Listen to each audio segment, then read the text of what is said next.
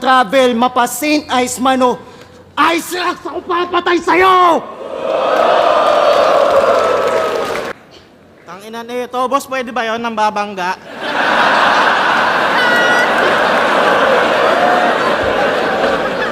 Okay lang naman sana kasi yung galawan ng kadiri. Pag banggaan lang, huwag ka manghawak ng titi. Kung akala mo tapos na ang pasabog, nagkakamali ka dahil sa pagbabalik ni Katana, mas lalo niyang pinapakita kung bakit siya isa sa pinakadelikadong MC sa eksena. Hindi lang ito simpleng pag-apak sa entablado, isa itong pahayag na handa siyang dominahin ang kahit sinong humarang sa kanya sa bawat laban. Dala niya ang bagong anyo ng bangis, mas matalim na sulat, mas precise na delivery, at mas matinding presensya. Hindi siya umaasa sa pangalan, pinapatunayan niya ang sarili niya sa bawat round. At ngayon, habang umiinit ang eksena, isang tanong ang bumabalot sa lahat. Kaya bang sabayan ng kalaban ang talim ni Katana? O muli naman niyang iiwan ang marka ng isang tunay na mandirigma sa mikrofon? Kaya sa video na ito, balikan natin ang ilan sa mga pinaka-nakakatuwang linya mula sa Battle MC na si Katana na siguradong mapapatawa at magpapaalala kung gaano kasaya ang event na ito sa mga battle rap fans. Welcome back ulit guys sa ating munting channel. For today's video, papanoorin natin ang Katana Best Funny Lines Part 2. At syempre, paalala ko lang muna, ang mga clips ninyo mapapanood sa araw na ito ay ayon lang sa abot na aking kakayanan. At kung meron mga hindi nasama, ay mas mabuti pa sa mismong YouTube channel kayo ng clip top manood para sulit ang inyong panonood. So simulan na natin. Let's go!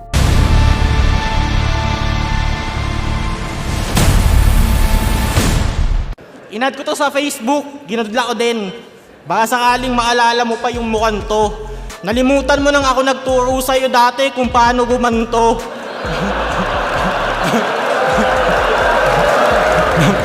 Di mo kailangan pag-igihan. Di ka tatanggalin dito ay di ka magpakita ng husay. Tanggap ko nang mahilig talaga mag-alaga si Enigma ng mga mukhang demonyong walang sungay. Si Saito nga, inampun niya dati di ba boss? Di ba? Ano pa bang gusto kong patunay? Si Badang nga isipin nyo, sinali niya pa dating isa buhay. Sana all mga mukhang badyaw. Sinong hindi mababad trip sagad? Sa bus pag lumapit ka kap, kundi panic attack, kapit sa bag, nakakatakot kang tignan, mukha kang haping bayag. Alam ko mukha din akong masama.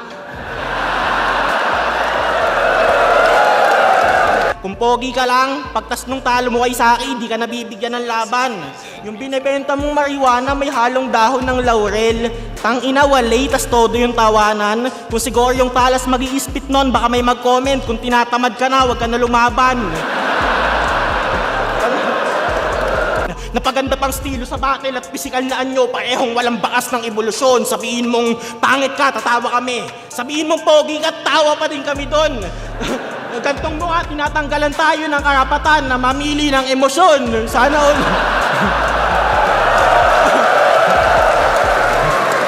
Sa puntong ito ng laban, ramdam na ramdam ang kontrol ni Katana sa entablado. Hindi siya nagmamadali, hindi rin siya nagpapapressure. Parang bawat galaw niya ay kalkulado. Kada linya may dalang indiin na unti-unting bubasag sa depensa ng kalaban.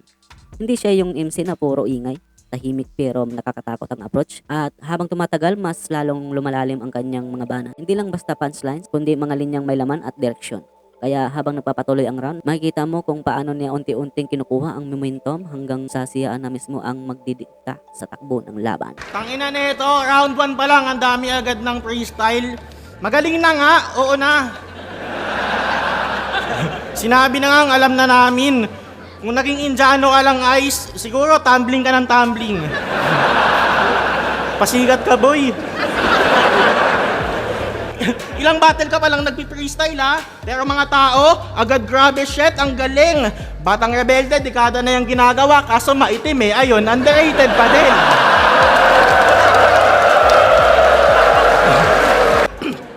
Confirm ko lang ha, napanood na naman ng lahat yung binugbog siya, di ba? Solid na.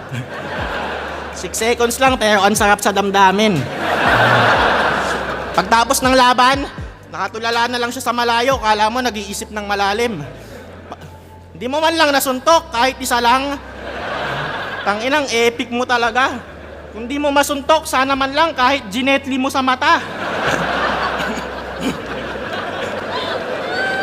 Isang malakas na suntok sa ulo ang saan niya nag-welcome. Kahit di ka na binigyan ng job, sobrang solid, masasabi ko pa ding job well done.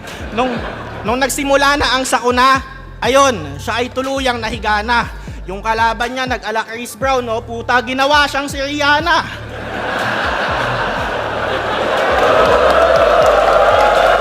Mga agresibong nagyayakapan sa sahig, kala mo may something sila na fetish. Minsan ayaw nyo pa tumigil, nagkakadikita na kayo ng ethics. Ba't naman ganon, Jason?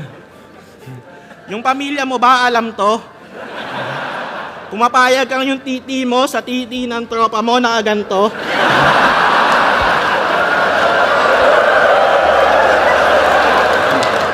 At least daw medyo safe, wala nang suntok. Wala nang maiipon na pasa.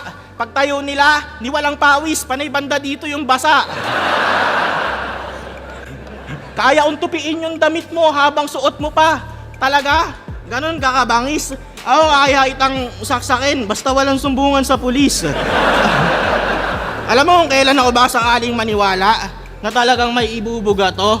Sabihin mo lahat ng mga yan, dun sa bumugbog sa'yo!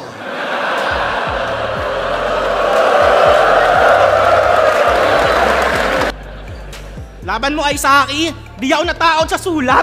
Tangina, kaya ko yan. Nataot lang ako last week kasi sa amin walang tigil. Tangina, lakas ng ulan. Dito po pasok ang tunay na lakas ni Katana, ang kanyang delivery at timing. Hindi niya binabato agad lahat ng malakas na linya, kundi pinapahindog niya ang bawat setup bago sumabog ang punchlines. At kapag dumating na yon, siguradong may tama. Mapapansin mo rin ang kumpiyansa niya, hindi pilit, hindi nagmamadali kundi natural na lumalabas sa bawat bitaw. At sa ganitong eksena performance, napipilitan ang kalaban na sumabay sa tempo niya. Pero hindi lahat kayang makipagsabayan sa ganitong kontrol. Kaya habang umiinit ang laban, lalong lumilitaw kung sino ang may hawak ng direksyon at madalas si Katana yon. Linggong-linggo dito kayo. Yung respeto nyo ba sa akin matagal nang nawala?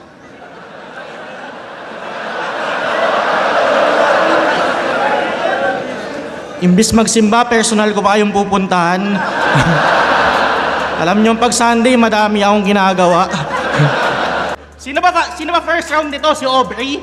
Sa battle nyo nga, puta, ikaw pa yung binata. Ako, first round ko si Terdy. At alam nyo naman, yun ang pinaka-aggressive na Bisaya.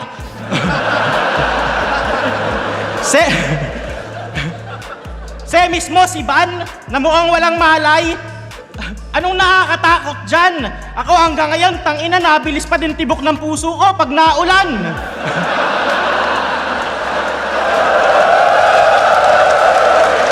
Sino bang tinalo netong malakas? Sayad? Nasa third round, di na naman nagkabisa? Sa maestrong round 1 pa lang, pagod agad? Buwang gusto na agad magpahinga? GL? 3-2? Bakit malakas ba yung buga? Kaya mo lang naman natalo sa GL nun, di pa siya nun marunong magmura.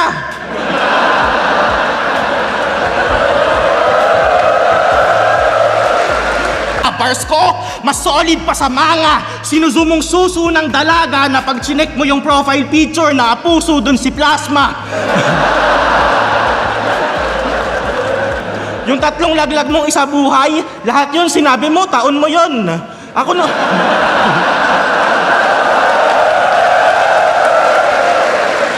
Ginawa niya kay Looney, alam niyo gaano ka-demonyo yan? Diba inaway mo? Tapos nagpakumbaba ka din sa dulo. Nung pinatawad ka, inistapa mo, tapos inaway mo ulit. Tangina mo, Satanas, saludo.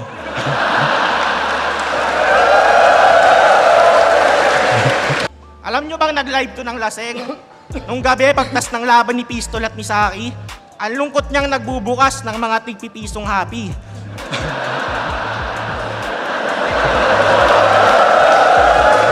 Habang papalapit sa dulo ng round, lalong magiging delikado si Katana. Dito niya madalas binubuhos ang pinakamalakas niyang bara. Yung tipong may build up tapos biglang sasabog. Hindi lang ito basta performance, kundi isang pagpapakita ng mastery sa rap battle. Alam niya kung paano laruin ang emosyon ng crowd, kung kailan papahabain ang linya at kung kailan bibitaw ng mabilis na suntok. At kapag tumama, ramdam mo agad ang impact, sigawan, reaction at momentum na hindi basta mawala. Isa itong klase ng control na bunga ng karahasan at husay. May nag-share dati ng post niya nung na-hospital siya. Nakakatawa, matandaan. Nakahiga, balot ng kumot, tas nakapikit. Kala ko talaga, patay na yan. Okay lang naman pag-usapan to, no? Kahit medyo masama. Bakit may sasaway ba dyan? Ano yan? Okay lang mandamay ng patay, bawal pag mamamatay pa lang. Ikaw yung perfectong magtuloy ng legasiya ni Badang. Kasi isipin mo, kung si Badang may ang laki ng papaya mo, ako ay binibuenas. Ikaw meron kang kala mo patay na ako, yun pala'y siniguelas. Diba, parehas kayong may bar sa prutas, isipin mo yun. Di pa ba nagma-make sense? First round ng isa buhay, anong ginawa sa'yo? Inalay ka din kay Apex. Ano pa na Badang? Kung yung pagpapasulat mo, pag-usapan natin. Kala mo walang magkikwento? Yung wordplay mong nag-weed sa sabungan, sa bongan. Tingin mo di ko alam sino nagdesenyo? Ang tatanggi mo? Ikaw nagsulat? Kung saan dapat mong sagutin? Eto! Bakit yung wordplay mong sa bongan ang lapit sa si mento? Panoodin mo ulit yung battle mo ng ahon. Tapos tanungin mo yung sarili mo kung dapat katangkilikin. Mas nakakatawa pa sa'yo yung mga normal na tao, yung comments, try mo silipin. Ang galing ni Master Pete, sana mabigyan siya ng chance matanggal. Damang-dama mo yung gigil. Sabi nung isa, ang lupit ni Master Pete, lagi ko siyang inaabangan tumigil. Siyempre, dahil lumabot ko sa party ito at kung bago ka lang nakapasyal sa channel ko, ay nanyanyahan mo na kita na mag-subscribe at pakihit na ng bell button para laging updated kung may bago ko ilalabas mga content tulad nito. Siyempre, pabalo at like na ng ating Facebook page. Nag-upload ako ng mga content about sa hip-hop at flip-top. Nga pala guys, naghahanap kayo ng mga sulit na damit, cup na pamorma at siyempre yung mga flip-top collab tulad ng Real Jokes, Hype Beat, High Minds, at iba pang mga flip-top MC collab ay nandiyan po sa ating description. Ay meron po tayong mga tag product dyan na nakalagay po sa description o di naman kaya nakapop up dyan sa may video natin. Sa mga may napili na po na item at mag-order po ay screenshot nyo lang po yan at isend po sa Facebook na ilalagay natin sa description. At samahan nyo na rin ng inyong Gcash number para na rin sa 100 pesos na pamasko natin sa inyo. So ayun, magpatuloy tayo. Let's go. Ender niya, ender to ha, ender. Kaya etong nad-nad sa may Nathan, dapat natandaan mo. Kaso malas mo lang yata, Mr. Nathan, kasi ngayon niya yung natatanto. Time. Wala di pa tapos, uy. Natanto na ano? Ano yung natanto ni Enigma? Di mo sinabi sa banat. Hayop ka, iniiwanan mo kami ng bars na walang paliwanag. Si Enigma napaganto eh. Nalito. Puta maawa ka na, pre. Hayop na meaning ng ender yan, ano, bahala na kami. Amaw. Tinalo daw ako ni Casper. Alam ko, ako yun eh. Andun ako nun eh. Ulit-ulit, ano ba punto mo? Di ako naka-advance sa pedestal. Tinanong mo ba ako kung gusto ko? Galit. Kung alala mo tong kabobohan mo kay Pen, sa dami mo nang binigay na kahihiyan sa Bisaya, ako'y nanggigigil sa tol. Yung eagle, ginawa mo daw eagle, kaya tayo nagiging bisakol.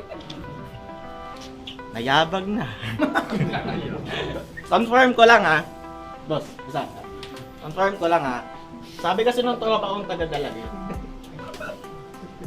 Ang kalayo, hindi kalagkat sa balik. Sa kabuuan ng laban ito, malinaw kung bakit isa si Katana sa mga kinikilalang pangalan sa eksena. Hindi lang siya umaasa sa lakas ng bara, dala niya ang kompletong package, sulat, delivery, timing at presensya.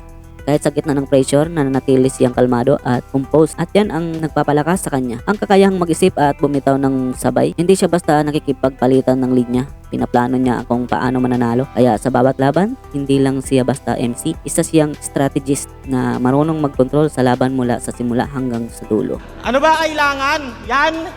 Bagong pagkatao? Para isa buhay madumi na? Gago, ang napansin ko lang na nagbago, mas nahihirapan ka huminga. Sige, pero hindi pa huli ang lahat. Makukuha mo yung para sa'yo mismo. Hindi man ngayon dadating ang oras para sa mga hawak mong resibo. Kung anong tinanim ay siyang aanihin. Katas ng galing at sakripisyo. Sa tamang panahon, magbubunga din lahat ng tinanim mo na pipino. Ito na ba yung Diyos? Yung may dalang buong barangay kapag nadayo? Yung may mga tagasigaw sa 1-up mula elims ng kampyonato? Well, okay lang naman sa akin, pero inauya Paulo. Ba't ka nagpa-free entrance? Tiba-tiba sana tayo.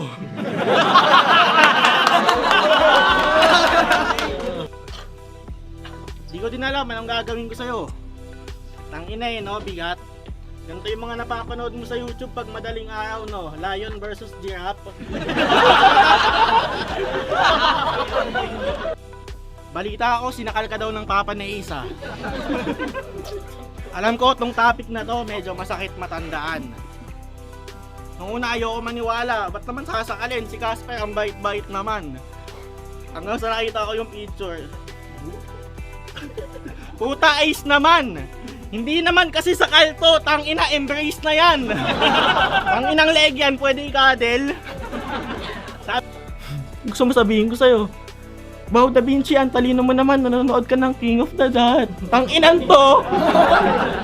Sige nga, paano tayo seryosohin? Nagbabars ka ng ganito. Sabi niya, ikaw ay chick boy, de joke lang. Sabi niya, Pinos. Habang umaabot sa matinding bahagi ng laban, mas lalong lumalabas ang killer instinct ni Katana. Hindi siya nag-hold back, dire-diretso na ang atake, parang sunod-sunod na hampas na walang pahinga. Mapapansin mo rin kung paano niya ginagamit ang bawat reaksyon ng crowd bilang gasolina para lalo pang palakasin ang kanyang delivery. Kapag umingay ang tao, mas lalo siyang magiging agresibo. Kapag tahimik, doon siya bitaw ng mga linyang biglang sasabog, at dito mo makikita ang pagiging bihasa niya. Hindi lang siya basta nag-perform, kundi kinukontrol niya ang buong eksena. Bungal daw ako. Gago, panay katangahan. Sige nga kung talagang bungal ako. Ano naman, game? Nasabi mo na lahat.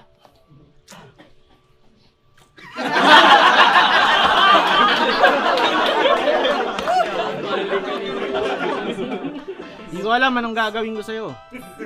Tanginang laban niya, nakakapigon. Para kang binuhat ni M-Sai, tas hinagi sa Leon.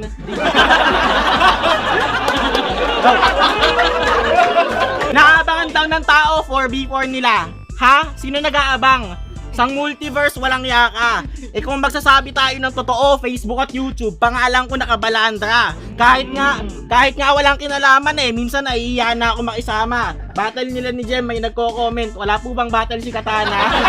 Ilang yan? Ultimo day 1, sa amin sila natulog. At syempre, si Kimberly yung +1 ni Buddy. Sama-sama sila matulog. Iniisip ko, wala namang masamang mangyayari. Madaling araw, pag silip ko, may di nakapagpigil. Habang tulog ng mahimbing si Amai, yung kamay ni Gago, huli sa akto, hinaplos mo yung titi ni Shanti. Yo.